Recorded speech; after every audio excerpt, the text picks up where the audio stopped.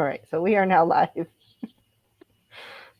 My husband did his final countdown, and he was actually exactly on spot on this time, Nice. and he couldn't see the screen. So, Impressive. all right. Very impressive. All right, so I don't know if there's anyone joining us yet, but welcome to anyone who is here or who ends up joining us. So I am joined tonight by Cheryl from Candlewick Library to discuss Come Back to Me by Jody Hedlund. I did make sure I grabbed my book off the shelf before I started. So, Cheryl, if you want to introduce yourself real quick, let us know a little bit about you and where we can find you. Okay, I'm Cheryl. My channel is Candlewick Library, and it's really just mostly about books. Every once in a while, homeschool or deep dives into different subjects. But I'm a mom of two girls, and I homeschool the youngest. My oldest has graduated, and my youngest is just starting high school, and we live in Utah. Okay. So, to get started, we usually start with a summary of the book. So, Come Back to Me is basically a sci-fi book because it does have time travel, but it feels a bit more like a historical romance, in my personal opinion. But we do follow Marion Creighton, who lives in the United States, and she gets word that her father is in a coma. He lives in the United Kingdom, and so she flies to England to be with him and learns that uh, kind of the cure for her sister's disease that he has been studying has led him to looking into the tree of life and the mythology behind it. And he thinks he's found something on it. And when she starts delving into what he has found, she ends up being transported back to the 1300s in England and then has to figure out how she can get a cure to her sister and how she's going to get back, how she can survive in the present and the past, and all of that. The best summary that I can give That was a because good summary. It's very good. dealing with time travel makes it very tricky to try to explain. Yeah. So, I agree, but though. It did feel more historical romance yeah, than sci-fi. because yeah, the historical part and the romance part definitely played a bigger role once she went back in time. Hmm. So,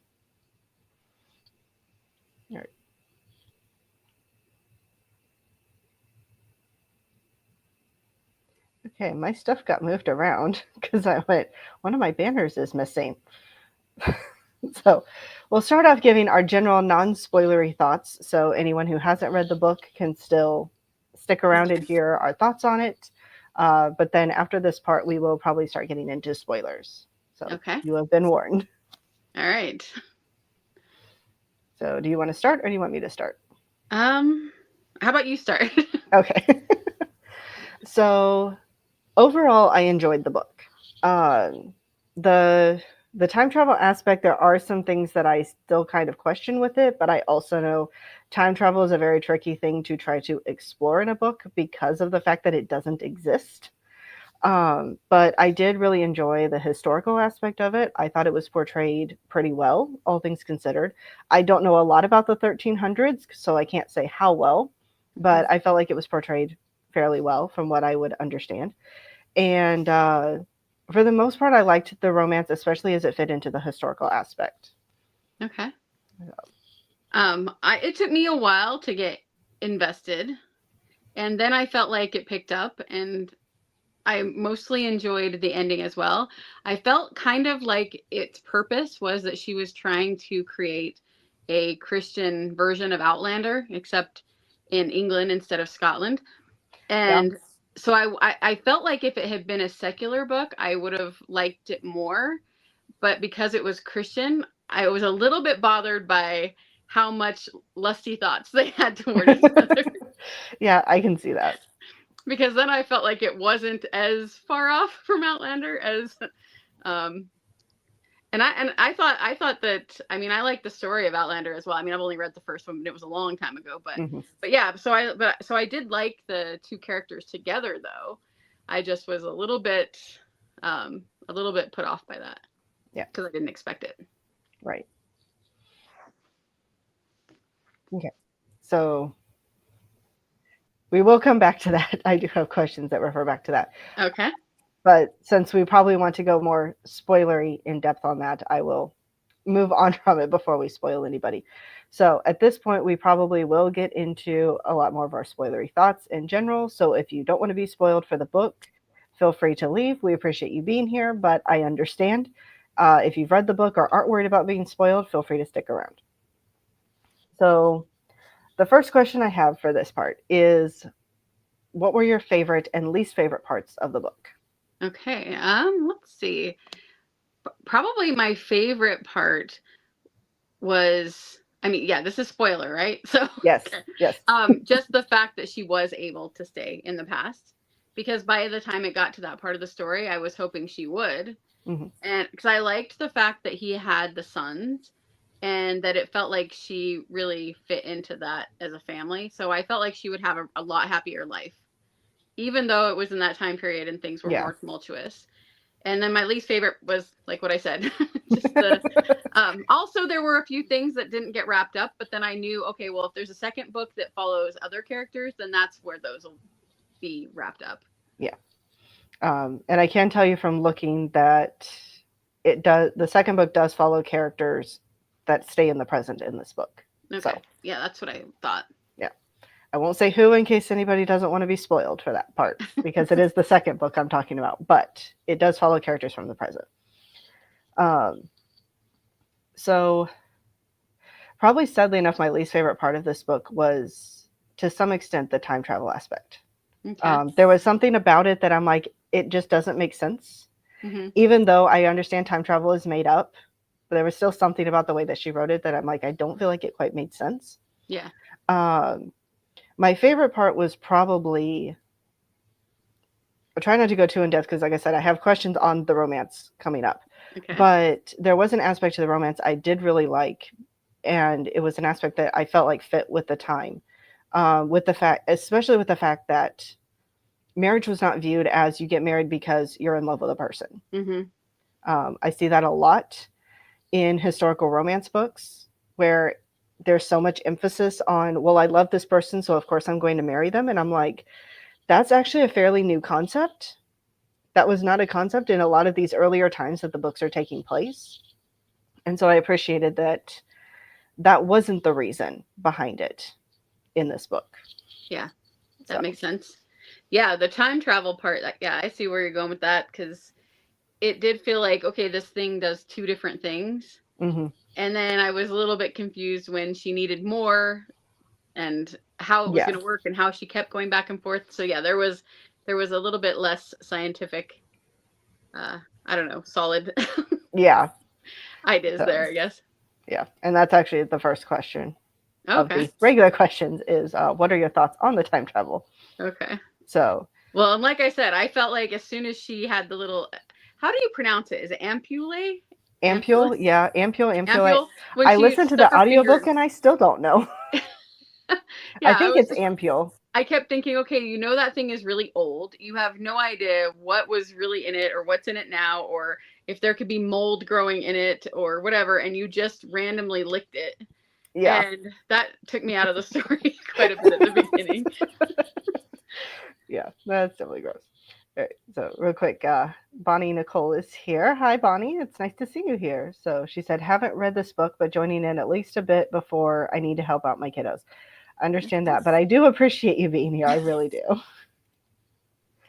So, yeah, I think my biggest issue that I had with the time travel aspect is that at the very beginning of the book, when she did lick the ampule for whatever reason, um, she slid back to the past, and so William was able to see her. Mm-hmm. And then when it wore off, she slid back to the present, and that was that. Yeah. But then all of a sudden, once she took a drink, she's like, okay, I'm in a coma in the present, but if I drink one here and I go back to the present, then I'm going to be in a coma here in the past and my body has to survive. And I'm like, but before, your body just slid between the two. I did not even think about that. So I was That is trying to such a figure good out, point. because she was so worried about like what's going to happen to my body in the past. I'm like, are you going to have a body in the past? Or is it just going to disappear because your body in the present is the real one? Yeah. And so, yeah, then the fact that she actually was in a coma in the past, I'm like, but that doesn't line up with the beginning. That's such a good point. I'm so surprised I didn't even think about that when Yeah. I was And reading. I don't know if it's because I was listening to the audio, so I was getting through it faster, and that's why I caught it. But yeah, to me, that part just did not add up. There also was with the fact that it was because it was holy water. Yeah. When she's in the past and they're able to get the water, I felt like I was a little bit confused on that whole part of just how accessible is it to you right in that time period. So, why aren't you getting more? Or Yeah. are you going to be able to get more? How is it hidden? I don't know. Yeah. I'm not sure either. Because it's like, okay, well, it should be accessible in this time, but apparently not too accessible. Yeah.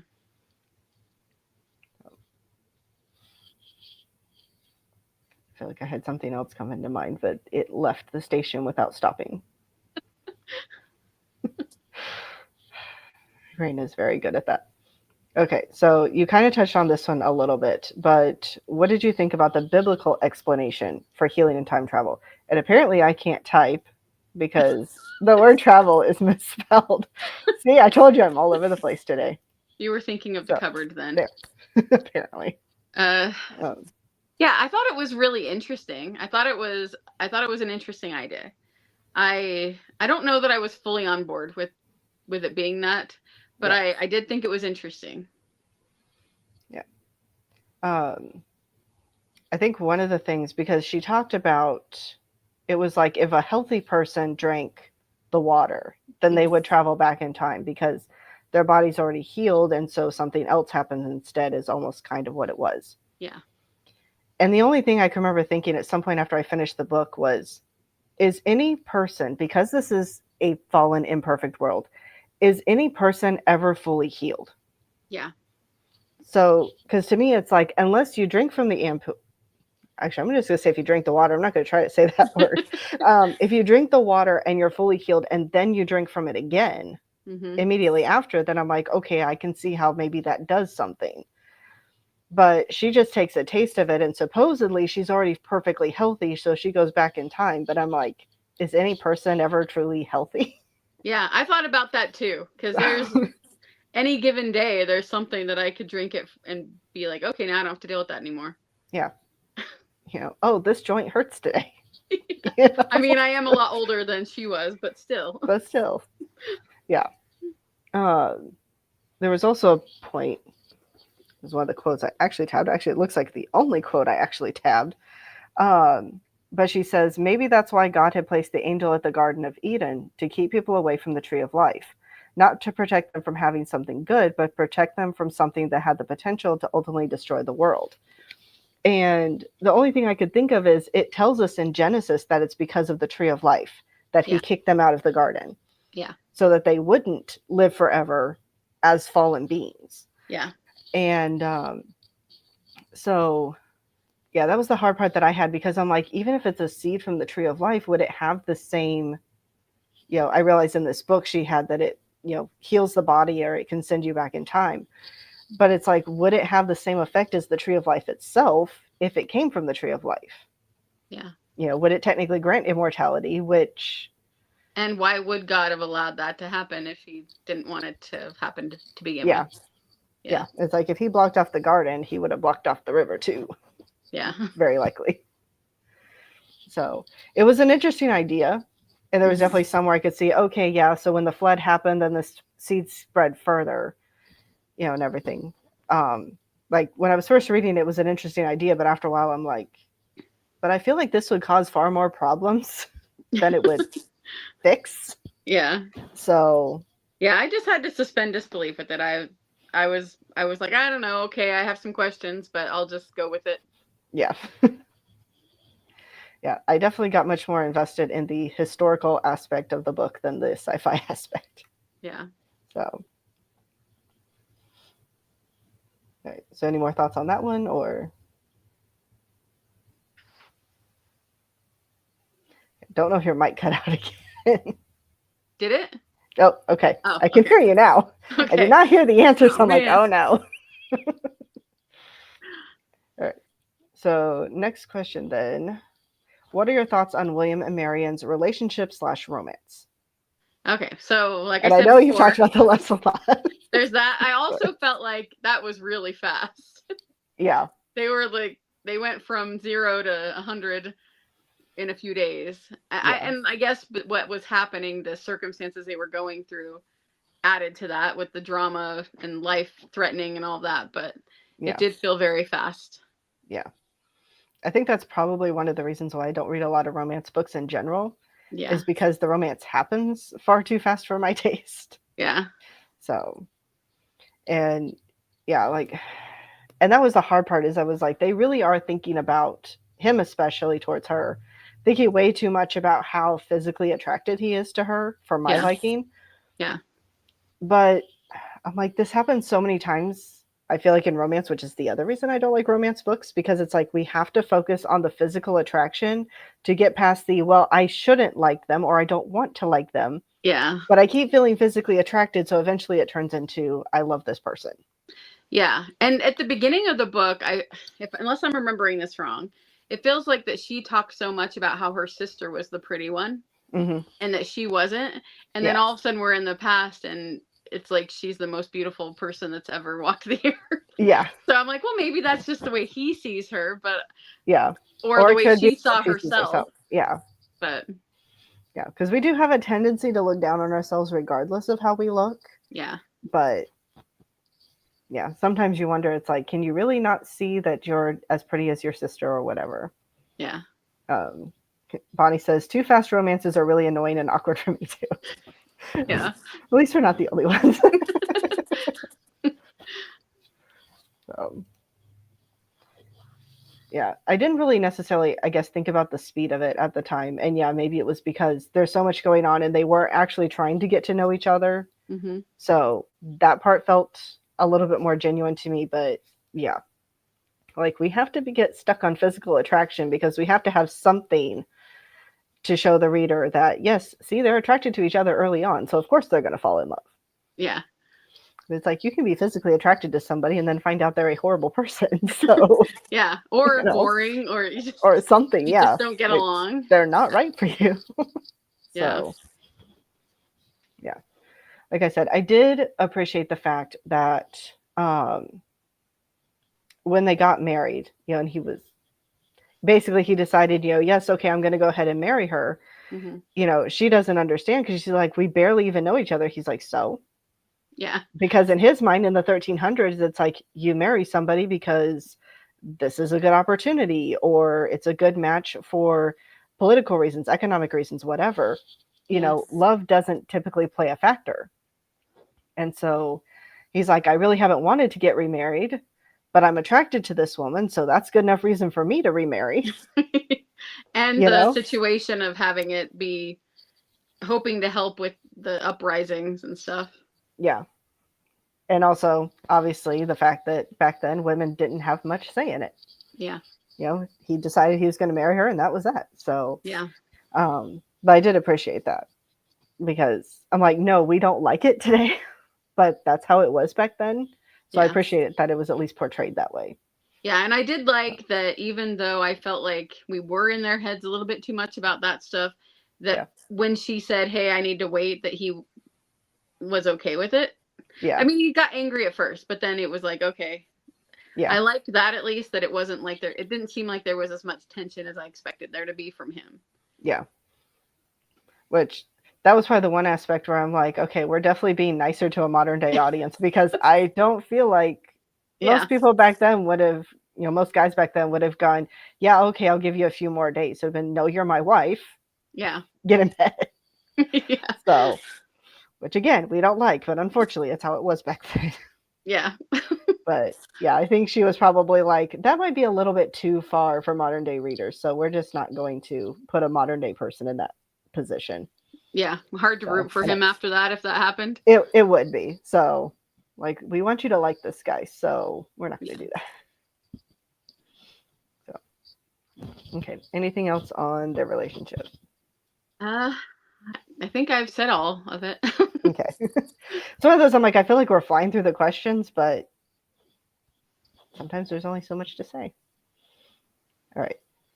And then in general, how much did you enjoy the portrayal of England in the Middle Ages?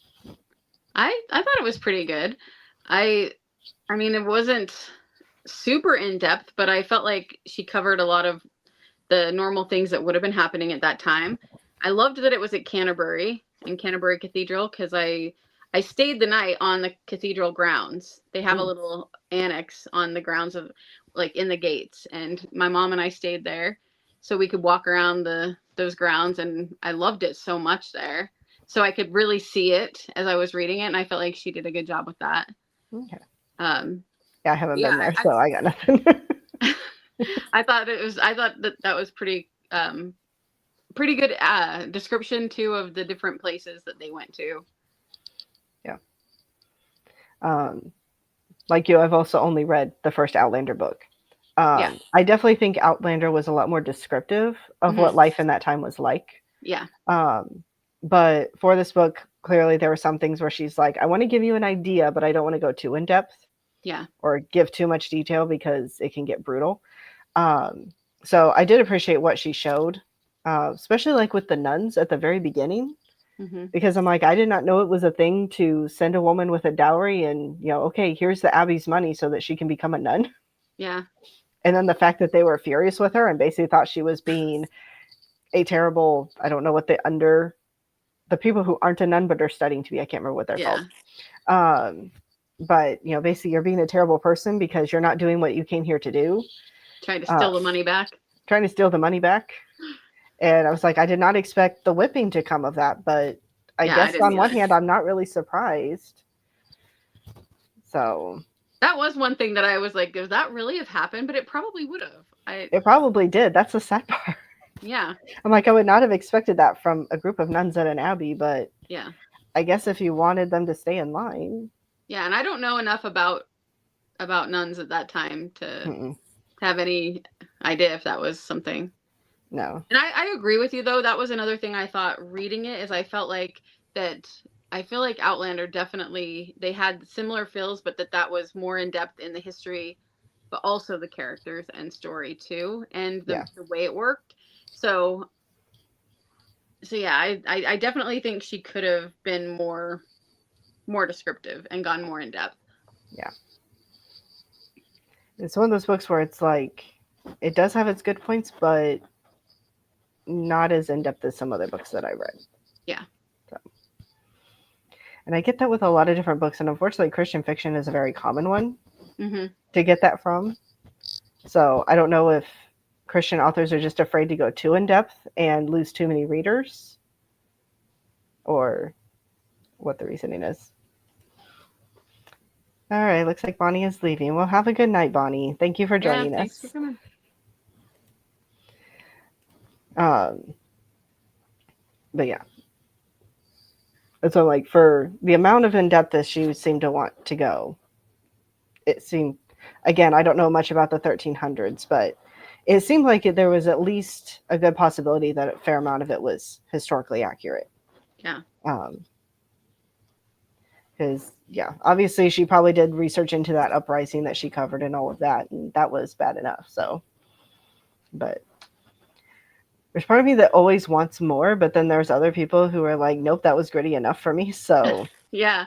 I mean, in the author's note, she did talk about, I guess it says the bands of peasants roamed the countryside, their numbers swelling every day. They killed, pillaged, raped, and left a trail of vengeful destruction in their wake.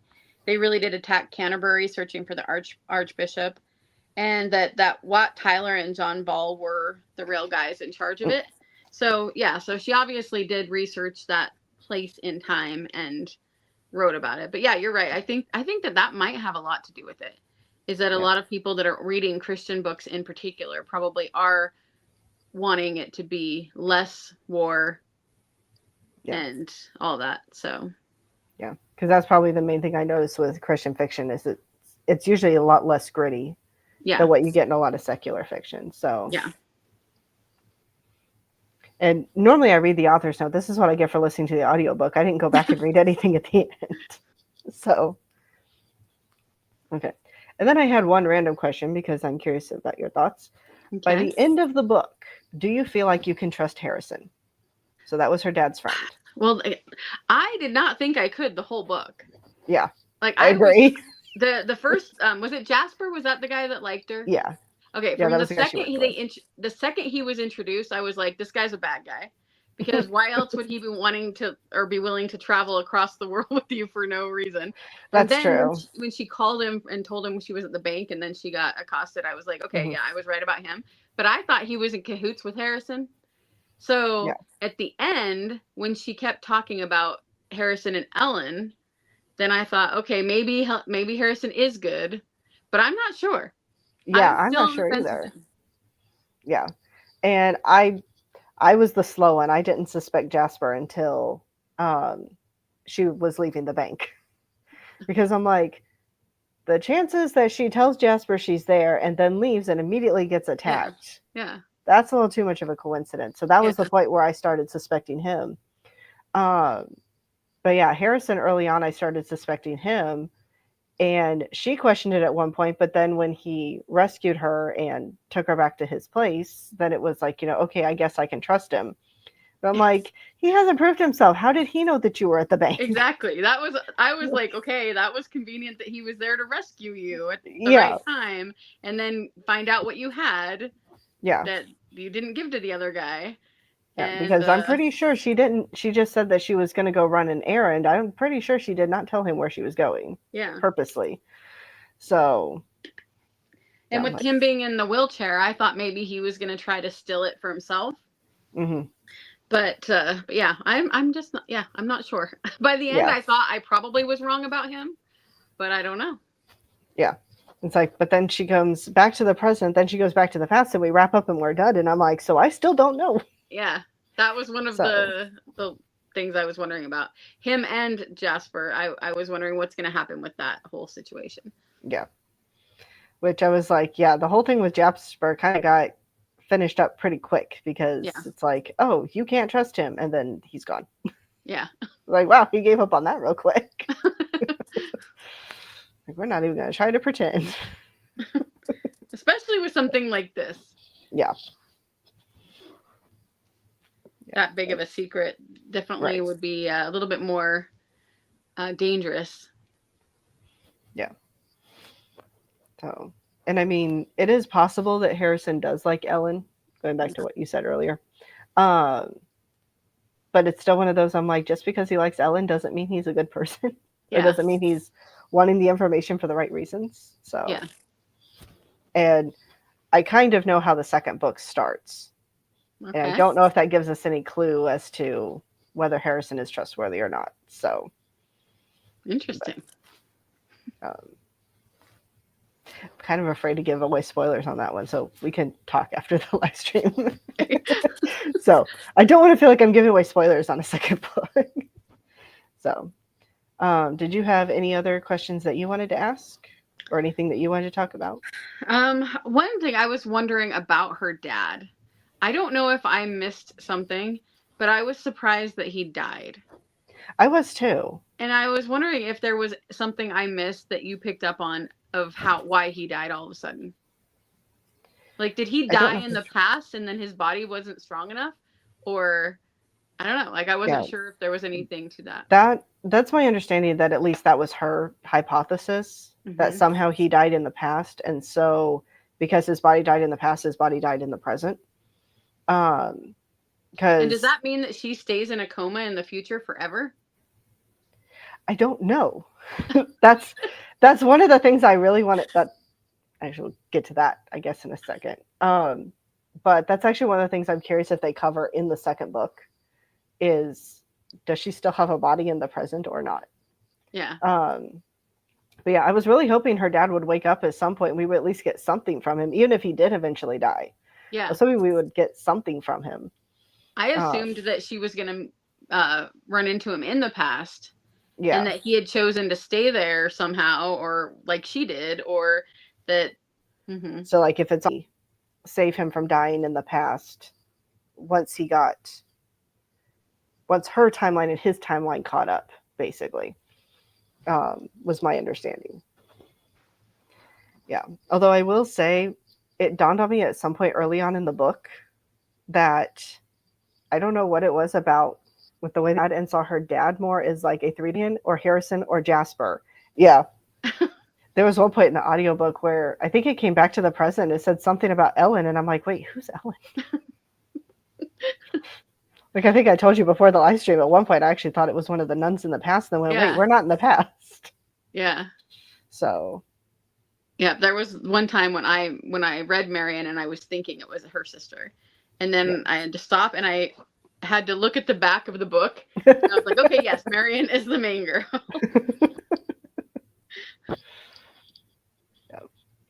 Have you ever read anything from her before? I have not. Okay, me either. So I was just wondering if it was a typical book for her or not. Yeah, I don't know. I think this is one that I heard about several years ago. Mm-hmm. And I was like, well, it's time travel, so it sounds interesting, and then just never picked it up. So yeah, I enjoy time travel. That's why when you asked me, I was like, oh, that one sounds pretty interesting. Mm-hmm. But because I do like the Timeless series. That's the Christian ones with time travel. And then one of my favorite books is Timeline by Michael Crichton. Yes. And so that one to me is the best time travel book. Yeah. But it is so scientific. It is scientific, but at the same time, there's so much historical fiction there too that I'm like, I don't feel bogged down by the science. Yeah. So, my brother's read other sci-fi books by him, and he's like, my brother knows just enough apparently about a lot of these subjects that when Michael Crichton starts going into the science, he's like, that's not quite right. That's not how that works. And so he gets kind of frustrated with the science, but Timeline, he had no issues. And I think part of it is because, well, time travel doesn't exist. Yeah. So it's a little hard to mess up the science when you're making it up. But also to me, I'm like, it reads more like a historical fiction book. It's just that characters traveled to the past rather than always living in the past. So that was why I enjoyed it so much, is I enjoyed the historical part, but the time travel was fun too.